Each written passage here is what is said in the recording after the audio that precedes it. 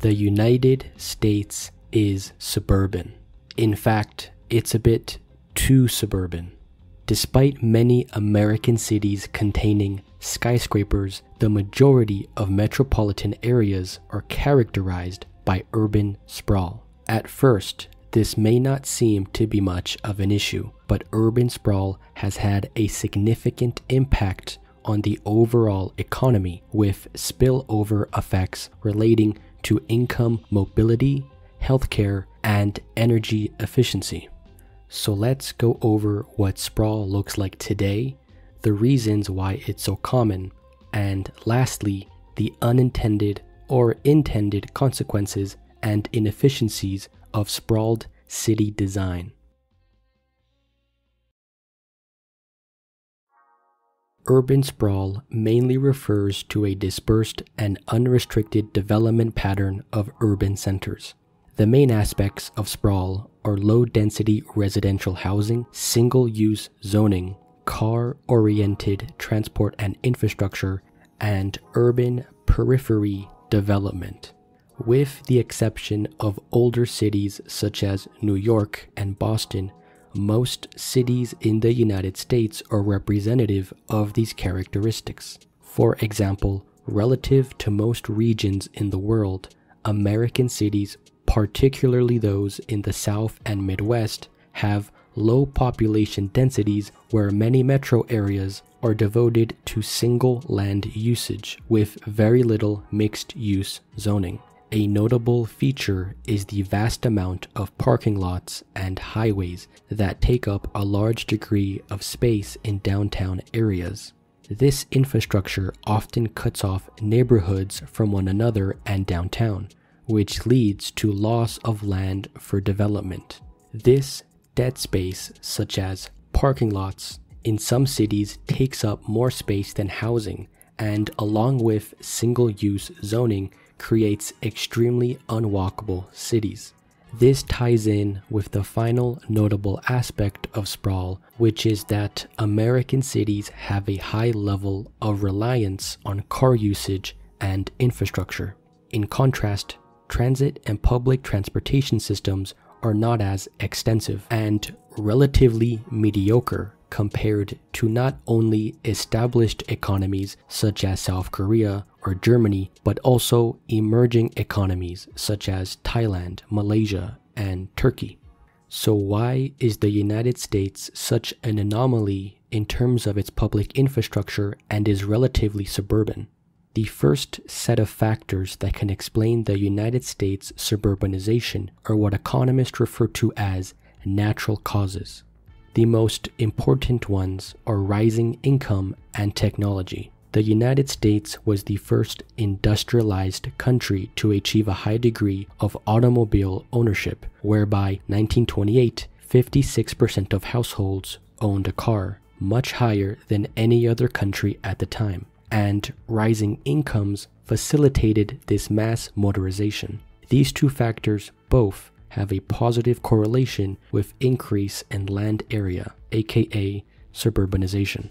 But now we get to the factors beyond the free market, such as the government, which impacted the general development of cities. A prime example is the investment in mass transit. Since World War II, most of their government budget, both federal and state, was allocated for just highways. This is in stark contrast to other countries in Europe and East Asia that invested significantly more in public transit, such as buses, light rail, and subway systems. Without mass transit, downtown areas can quickly become depopulated. To add on to that, the government mainly subsidized single-family housing, as opposed to mixed income, mixed use, multi-unit housing. These policies had the effect of concentrating the poor in older suburbs or inner city centers, resulting in the deterioration of public amenities, and is partially linked to an increase in crime, which has a positive correlation with high-income people fleeing from urban areas to the suburbs. But depopulation from the central city does not imply suburbs with low density, since cities can become suburbanized but also retain density of their population. This then leads to the most important factor explaining the nature of American cities: zoning. Once a region of a city becomes developed with suburban homes, there is a political shift where the homeowners become the political majority. Because suburbanites live in one enclosed clustering area and work in a different part of the metro area, further residential development in their own community does not always offer spillover wage or employment benefits. The effect of this is that neighborhoods maintain minimum zoning sizes and prevent development. This is to maintain their exclusivity and protect their main asset, their home value. Part of the reason suburbanites are also against developers constructing lower income housing is the fear of crime. In fact, crime is a big factor for the flight to the suburbs in the first place, with the rising crime rates in the 70s and 80s. Although homeowners will allow clustering of homes, they still prevent the surrounding land to be developed. This still results in inefficient land usage for the overall metropolitan area. These patterns of development are also known as leapfrog development. The reason why these zoning patterns of inefficient sprawl occur so often is due to the local governments in the United States being relatively autonomous in terms of regulation, meaning they are independent and don't have to follow oversight from state or federal bodies. When developers try to build on undeveloped land, the local courts will mostly defer to the local government. Because homeowners are the political majority, the local government will prioritize and focus more on the rights of their constituents rather than the opportunity cost of development the owner of undeveloped land can offer. This hyper-localistic, low-density development is not the result of democratic failure, but ironically, its success. It's essentially democracy short-circuiting. But the short-sightedness of local government does not necessarily mean metropolitan government is any better. For example, Portland, Oregon set urban growth boundaries in the 70s, which succeeded initially under moderate growth. But later on, when Portland experienced rapid growth in immigration, the housing boundary policies have caused housing prices to go up significantly. Another example is that of San Francisco, where it can take years for developers or individuals to get new housing plans approved, which is due in part by the inefficient regulation of local government. On the other hand, metropolitan and state governments are also prone to special interests, such as large construction firms or unions proposing large expensive projects such as stadiums or convention centers, which is mostly for their benefit and not for the residents. A practical solution would be to not increase or decrease government, but rather protect the rights of landowners and incentivize higher density development. But putting the causes of sprawl to the side, what are the overall effects of urban sprawl on American cities? The main areas of impact related to sprawl can be divided between environmental, economic, and social costs. In addition to several studies, I will be referencing the Location Affordability Index data from the Department of Housing and Urban Development. This dataset will be used to create a basic script to visualize and support the findings. The data itself is collected from census tracts, and for some of the visualizations, the median value from all tracts within a county will be used, which diminishes the accuracy slightly. Starting with the environment, the most obvious effect is the higher per capita CO2 emissions. Sprawl causes the main feasible transport option to be privately owned cars, which is evident with American cities having relatively low shares of commuter walking, biking, and usage of public transit. In addition, single-use zoning makes almost every trip outside the household require a car, which extends commuting distances. This results in extremely high per capita energy emissions relative to most regions in the world. This is further supported in the LAI index, where there is a moderate relationship between population density and commuter distances, implying that sprawl tends to extend length of commutes. An extreme example of the energy inefficiency is between Atlanta and Barcelona. Both cities have comparable populations, but Atlanta's sprawled suburbs demonstrate the extreme squandering and inefficient land usage. The uncontrolled suburban growth also displaces the large amount of farmland with low-density housing. A study which took land surveys over Michigan's Tri-County area concluded farmland conversion to urban housing had an estimated agricultural production loss of $22 million a year, and a large portion of the land that was converted was considered prime farmland.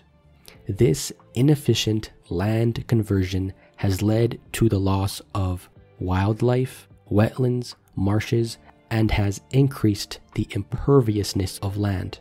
This often leads to billions of gallons of water being sent off as polluted runoff water, rather than being recharged into the soil naturally. This can be a factor in the worsening condition of a city's water supply system. In addition to the environment, sprawl produces some economic inefficiencies, the most notable being infrastructure, where public utilities tend to have a higher cost per capita. A major study in 2002 by the Transit Research Board estimated the net savings if the United States from the year 2000 to 2025 were to adopt a more compact city growth pattern, with a moderate 20% increase in population density, along with a shift of households living in townhouses and multifamily units. The study concluded these measures would decrease land consumption by 20%, decrease local road line miles by 10%, decrease annual public service costs around 10%, and housing costs by 8%. In addition, it would help save billions in water and sewage infrastructure costs over the 25-year period. Other studies reached the same conclusions on infrastructure savings from more compact infrastructure planning. Overall, the costs to capacity ratio of car infrastructure is relatively inefficient compared to a more balanced approach to city design. Another major economic aspect is that although housing in low-density suburbs is cheaper, it doesn't necessarily offset the energy and transportation costs. Car ownership is higher in American cities, but in addition to that, commuters in the United States drive around 12,000 kilometers per capita. This is 1.6 times more than Canadian cities, 2.5 times greater than European cities, and 5 times greater than East Asian cities. This excessive amount of driving starts to equal or even exceed housing costs as a percent of income for certain incomes after around a 10-mile commute. Because of strict zoning preventing infill land development, American cities have less variety of smaller affordable housing. This leaves the only affordable housing far away in the suburbs. But as mentioned, after a certain distance, transportation costs overtake housing. In addition, suburban homes, such as detached single-family housing, per capita consume 12% more energy relative to other housing types. This is because they require longer energy supply lines and roads, which is due to sprawl. Overall, despite relatively cheaper and larger houses, many other cities of comparable wealth have higher rates of home ownership and general affordability. This smaller variation of housing and transportation options is evident in the LAI index data. For example, the states and cities that were more densely populated with adequate public transportation tended to have a wider distribution of housing and transportation costs as a percent of income. These include cities such as Boston, Chicago, and New York. Of course, when factoring in taxes, food costs, healthcare, and education, these cities are generally more expensive. However, in terms of housing and transportation, their costs are within expectations and relatively proportional given the large amount of people they contain, whereas cities such as Atlanta, Phoenix, and Dallas underperform relative to their population size and landmass. This now ties in to the social costs, with the main issue being that sprawl has reduced income mobility. This primarily is because sprawl has limited people's transportation options, and zoning has segregated neighborhoods from one another and from commercial centers. These factors cause a loss of agglomeration benefits, such as more accessibility to jobs, networking, and diminishes the tax base of a community, which can fund public facilities and infrastructure. This can also be seen in the LAI index data, where there is a moderate correlation between housing density and concentration of jobs. Access to transportation in particular is a significant factor for people to escape poverty, and the infrastructure of sprawled cities has impaired the ability for people to do so. Zoning and car-dependent infrastructure are significant factors that can be attributed to the increase in housing segregation based on wealth and inequality in general. These factors have further attributes to them, such as discrimination in the case of zoning and lobbying in the case of car infrastructure. A final social cost is health. According to the CDC, the top leading causes of death are heart disease, diabetes, stroke, and car accidents. A significant amount of these deaths can be prevented because they are mainly due to poor lifestyle habits, such as lack of exercise and unhealthy diets. These lifestyle choices are often linked to sprawled city design because it has greatly reduced active transport methods such as walking and biking, as well as influencing food habits. A prime example is that of food deserts, where 23 million Americans in low-density neighborhoods are more than a mile away from supermarkets that sell fresh and nutritious food. The only available food in these neighborhoods are often highly processed and high in sugar and fat.